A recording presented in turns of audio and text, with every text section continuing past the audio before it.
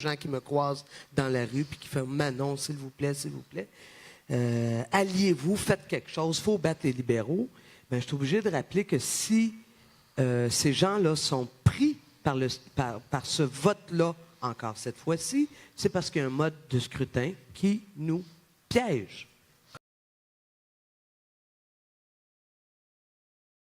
Le risque avec la proposition A, c'est que ce soit interprété comme le fait qu'on claque la porte, qu'on refuse tout dialogue, et je pense que ça nous expose ça à un backlash, à une réaction très négative de la part d'une bonne partie de l'électorat qui s'attend à ce qu'on soit capable, à tout le moins, de s'asseoir, de discuter avec le Parti québécois. Je ne dis pas ça parce que j'ai des sympathies pour le Parti québécois, je dis ça parce que je pense qu'il faut faire attention dans ce débat-là.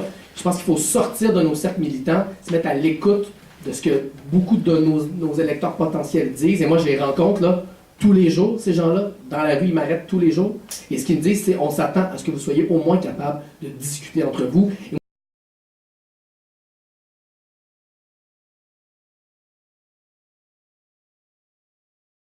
Je voudrais venir sur les raisons qui motivent les gens à voter différemment, la volatilité du vote ou le vote stratégique.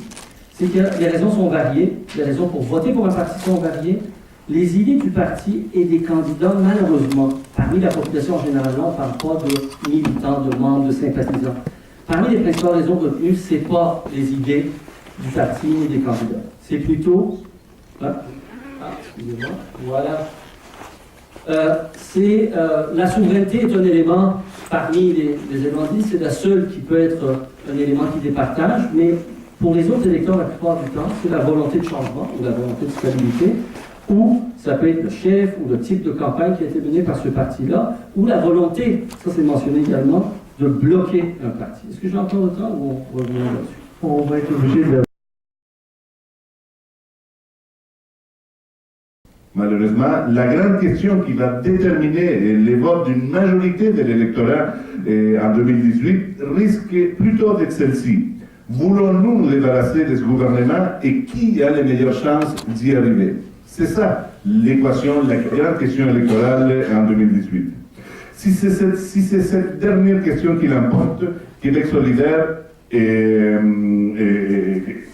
risque la stagnation ou pire encore le recul électoral avec toutes les conséquences que cela peut entraîner pour notre option politique.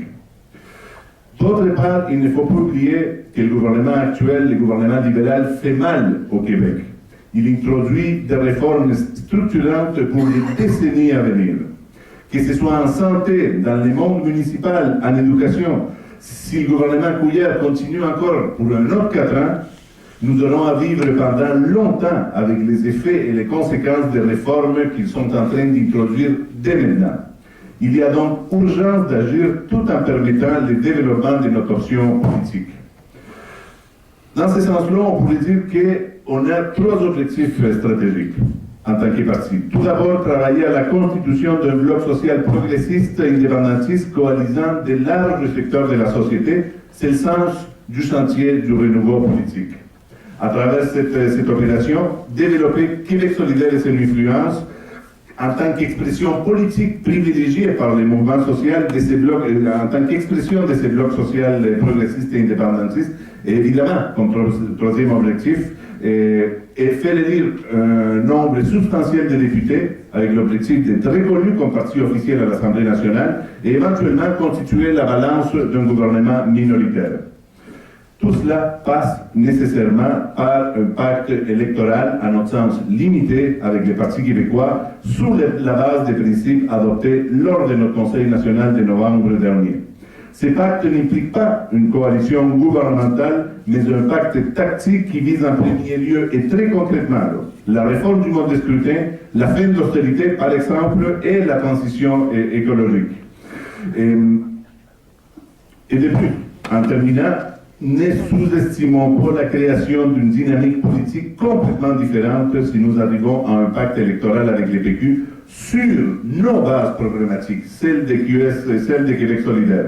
Ces pactes peuvent créer une toute nouvelle dynamique qui fera en sorte d'attirer un grand nombre de personnes, des militantes et des militants déçus qui vont participer au débat politique justement parce qu'il y a là l'espoir d'un déblocage politique, d'un renouveau politique.